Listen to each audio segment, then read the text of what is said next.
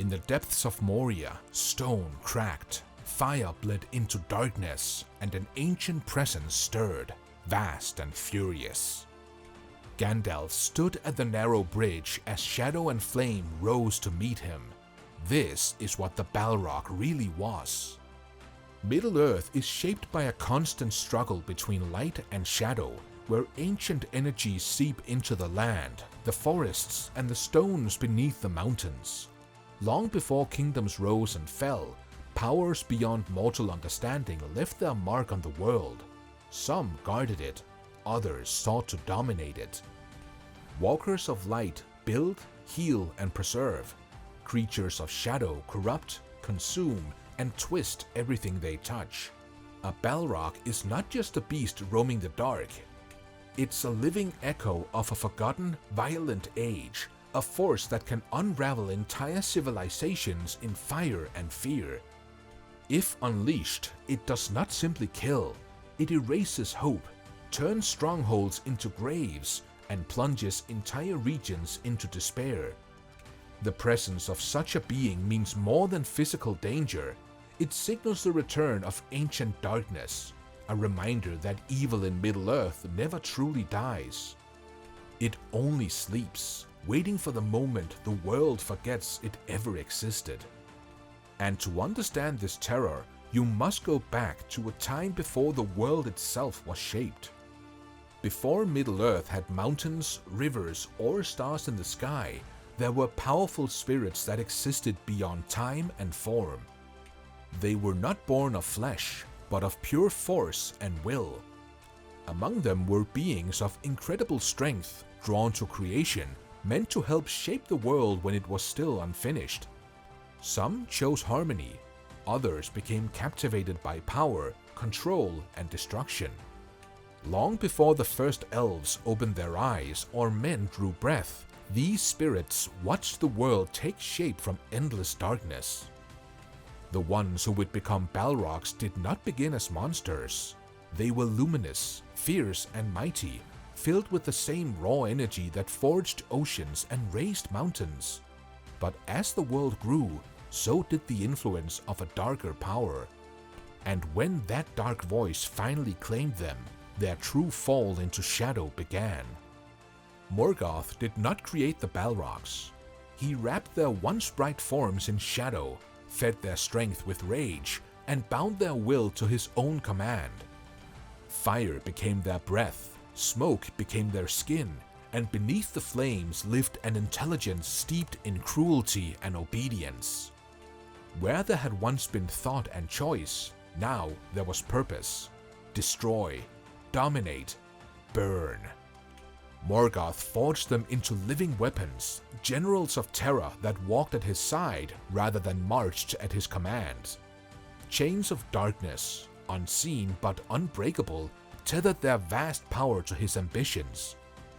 In his presence, they grew more terrible, more complete in their transformation, towering silhouettes that bent the will of armies before steel ever met flame.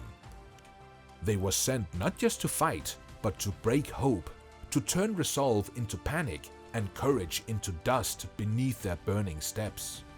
And soon, the world would witness their wrath for the very first time in war. When the great wars of the First Age ignited Middle-earth, the Balrog strode onto the battlefield like walking cataclysms. Elven armies faltered at the sight of them, their courage tested by living fire crowned with shadow. Shields burned, towers collapsed, and the very ground trembled beneath their advance. Men who had never known true fear faced something older than their languages, older than their histories. Kingdoms that had stood for centuries crumbled when a Balrog crossed their borders. They hunted, cornered, and erased everything in their path. Their presence alone could scatter formations and shatter plans formed by the greatest minds of the age. Stories of these creatures spread faster than armies, whispered across forests and seas as warnings. Over time, as wars consumed them, their numbers dwindled until legends said only one remained, hidden far from the light of the world.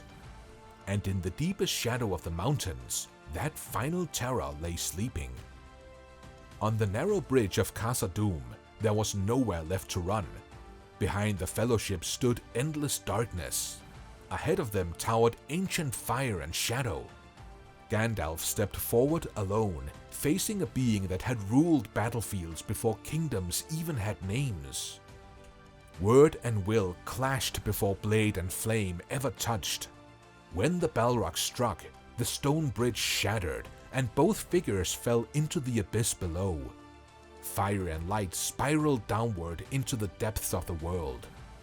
Yet, the fall was not the end. In the tunnels far beneath the mountain, the battle continued in a slow, brutal climb through darkness, flame, and exhaustion. At the peak of the world, atop frozen stone and burning air, Gandalf gave everything he had. The Balrog fell, broken at last, but victory demanded a terrible price. Gandalf's strength left him, and his body failed. The mountain stood silent as a hero vanished from the world. And when the echoes finally faded, an impossible silence settled over Middle-earth. The Balrogs were never meant to be many. Most were destroyed in the ancient wars that reshaped continents, erased kingdoms, and broke the power of Morgoth forever. Those that survived did not walk beneath open skies. They fled into the deepest parts of the world. Buried ruins, sunless caverns, forgotten mountains far from memory. Without Morgoth's will to strengthen them, they weakened over centuries, their presence fading into rumor and myth. The world was changing, pulling away from an age of blazing terror and moving toward an age of men, steel, and quieter shadows. Powerful things no longer ruled openly. They slept, hid, or disappeared. The monsters of legend became stories told to children as warnings that no one truly expected to be real. By the time the Balrog of Moria revealed, it was not just the return of a creature, but the final echo of an era that was never meant to come back. And yet, their legacy lingered far beyond death and disappearance. It was a symbol of power twisted by devotion to darkness. Once free and radiant, it chose obedience over identity, strength over purpose, and became a living shadow of what it could have been. Its flames were not just heat, as they represented rage without reason. Its darkness was not just the absence of light, it was the loss of self. In its clash with Gandalf, light met not just a monster, but an ancient mistake made manifest. A warning carved into flesh and flame. Power without wisdom becomes a prison, and loyalty to evil consumes everything it touches. The Balrog shows what happens when strength exists without hope, when ancient gifts are bound to ancient hatred. Even in its fall, it taught a final lesson, that no darkness, no matter how old or terrifying, is ever truly beyond the reach of light. And the final truth about the Balrogs is darker than most ever imagined. The Balrog Gandalf faced was far more than a monster. It was an ancient spirit, twisted by Morgoth, fire and shadow fused into a single terrifying will. Its power reshaped mountains, broke armies, and haunted the deepest corners of Middle-earth. Yet even after its fall, the echo of its rage lingered as a reminder that darkness once born can never fully die. In Moria, the halls are quiet, but it's like the shadow isn't truly gone. It's merely waiting for the world to forget how fear feels. Could anyone survive a Balrog encounter, or was death inevitable? Let us know your thoughts in the comments.